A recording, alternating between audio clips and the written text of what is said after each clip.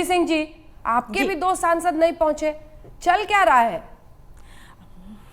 अंजना जी, पहले तो जैसा कि कहा गया कि हम क्षेत्रीय पार्टी हैं, तो हरिवंश जी हमारे बलिया से आते हैं, उनको बहुत बहुत बधाई। इस इलेक्शन में हमने कांग्रेस पार्टी का सपोर्ट किया था एज अ पार्टी।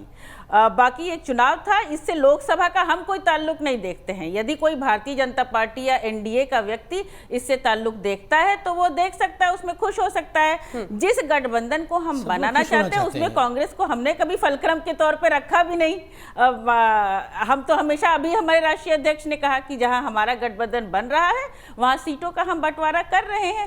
कांग्रेस उसमें कैसे शामिल होती है? बड़ी पार्टी है, नेशनल पार्टी है, उनके साथ इलेक्शन लड़ चुके हैं, ये उनको निर्णय करना है। संबित जी, एक सवाल आपसे करना चाह रहे हैं। लोकतंत्र में संबित जी, आपसे एक सवाल करना जी संबित भाई। देखिए अभी जूही जी ने एक बड़ी बात बताई। सब अपनी अपनी खिचड़ी अलग पकाना चाहते हैं। कांग्रेस के किचन में कोई खिचड़ी पकाना नहीं चाहता है। अभी आम आदमी पार्टी को आपने सुना, उन्होंने कहा हमें कांग्रेस से मतलब नहीं। अभी जूही जी कह रही है हमें मतलब नहीं। जूही जी, मैं तो आपसे एक ही ये सवाल पूछना नहीं जूही जी, इतना ही पूछना चाहता हूं, कांग्रेस को कोई सीट वीट मिलेगा आप लोगों की तरफ से उत्तर प्रदेश में, या वो भी नहीं मिलने वाला है? समय पर बता देंगे। समय पे, ठीक है समय पे बताइएगा। 2024 से जरूर बताइएगा। आप तो छोड़ ही दीजिए, अभी छोड़ दीजिए। नहीं 19 के पहले। अच्छा, 19 से पहले बताएंगे आप? ठीक है। मगर अंजना जी, जो मैं कह रहा था कि कांग्रेस का स्पर्श कोई नहीं करना चाहता है, मुझे लगता है इससे बढ़िया लाइव डेमोन्स्ट्रेशन कभी नहीं हो सकता है। आपने जितने पार्टी के प्रवक्ताओं से पूछा, आप देखिए सब बोल रहे हैं कांग्रेस अपना रास्ता खुद देखे, हम अपना अलग चलेंगे। ऐसे चलने वाले हैं ये 19। इससे तो आपको चिंता होनी चाहिए। मैं आपको नहीं बोल रहा हूँ मैडम, मैं तो कांग्रेस को बोल रहा हूँ जी। मैं तो कांग्रेस को बोल रहा हूँ। ठीक है, कोई कांग्रेस का स्पर्श नहीं करना चाहता है। और आज जो हुआ है सदन में, मैं बहुत सिंपली और प्यार से कहना चाहूंगा, राहुल जी ने गले लगाया था ना, मैं कहना चाहूंगा राहुल जी को, तुमसे ना हो पाएगा राहुल, तुमसे ना हो पाएगा। इसमें तो कोई दो राय नहीं है कि विपक्षी एकता के सबसे बड़े यदि कोई रोड़ा इस समय है तो वो राहुल गांधी हैं। कांग्रेस पार्टी पूरी विपक्षी एकता की केंद्र तो बनना चाहती है, पर ना ही उनके पास ऐसी कोई शक्ति है, ना ही ऐसा कोई नेता है। और उनके नेता वोट अपनी पार्टी के लिए नहीं मांग पा रहे हैं, तो वो केंद्र क्या बनेंगे? दूसरी चीज बस मुझे मेरी एक चीज और सुन लें। दूसरी चीज भी आपको जानना जरूरी है कि भाजपा के लिए भी सबसे बड़ी पूंजी यदि कुछ है, सबसे बड़ी चीज उनके लिए यदि सबसे बड़ा एसेट कोई है तो वो राहुल गांधी हैं। भाजपा सदैव ये चाहती है कि मुकाबला मोदी बनाम राहुल हो, क्योंकि उसमें मोदी जी का पलड़ा भारी नजर आता है। कभी नहीं चाहेंगे कि मोदी बनाम केजरीवाल हो, कभी नहीं चाहेंगे कि मोदी बनाम ममता बनर्जी हो। दिल्ली में हमने हराया, बंगाल में उन्होंने हराया, वो भी यही चाहते हैं। मोदी जी की दुकान राहुल गांधी जी की वजह से चल रही है। राहुल गांधी जी को हटा दीजिए, मुकाबला हमसे कराइए तो ना दुकान में, दिल्ली में दुकान में केजरीवाल जी को लाइए, कौन मना कर रहा है? दीदी ने धूल चटाई, अभी यूपी में केजरीवाल जी को दुकान में लाइए ना। इनसे मुकाबला वो बनारस तो गए थे ना, 5 लाख वोट से हार के आए थे, दुकान में गए थे सज धज के। वो हरी रंग की लुंगी भी मुझे याद है, गंगा में बह जा रहे थे, वो भी याद है मुझे। क्या हुआ? नहीं है, क्षमता नहीं है, अपनी पार्टी के वोट नहीं मांग सकते वो। राघव जी, संबित जी आपको बनारस की लड़ाई याद दिला रहे हैं, कन्वीनियंट ऑपोजिशन, काशी की लड़ाई याद दिला रहे हैं, जहां पर सीधा मुकाबला भाजपा के लिए। राघव भाई, आपने सही किया, मोदी वर्सेस केजरीवाल तो हुआ था। वो हरी रंग की लुंगी पहन के गए थे ना, वो पानी में डूबने के लिए गंगा जी में। जी पूरे देश में गए थे ना, 5 लाख वोट से हार के आए थे, भगा रहे थे। महाराष्ट्र जीते, हरियाणा याद है मुझे राघव भाई। मोदी वर्सेस केजरीवाल हो चुका है, that chapter is over. Raghav भाई, 2014 के चुनाव के 10 महीने बाद दिल्ली में मोदी जी को हमने हराया था, उनके घोड़े को रोका था, हार गए अपने कृत्यों की वजह से। और अच्छा ईवीएम मशीन से वोटिंग हुई थी क्या इस बार? 3 सीटों पर लाके खड़ा करा था। ये ईवीएम के कारण हुआ होगा, ये तो जीत रहे थे, ईवीएम के कारण देश की जनता ने 9 महीने में आपके रंग देख लिए।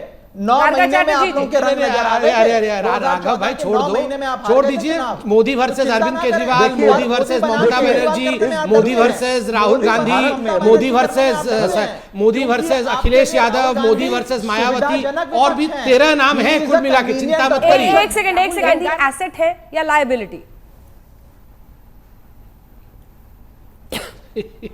जो ये लोग कहते हैं, ये व्यक्तित्व के बारे में कहते हैं, उनको शायद फिर से हम बार बार बोलते हैं कि भारत की संविधान फिर से पढ़ लेना चाहिए। ये संसदीय गणतंत्र है, कोई राजतंत्र नहीं है, क्योंकि कैरेक्टर के ऊपर वोट हो। पर जब कैरेक्टर के ऊपर वोट होने का जिन लोग दावा करता है, वैसा अहंकार आता है। कैसा अहंकार?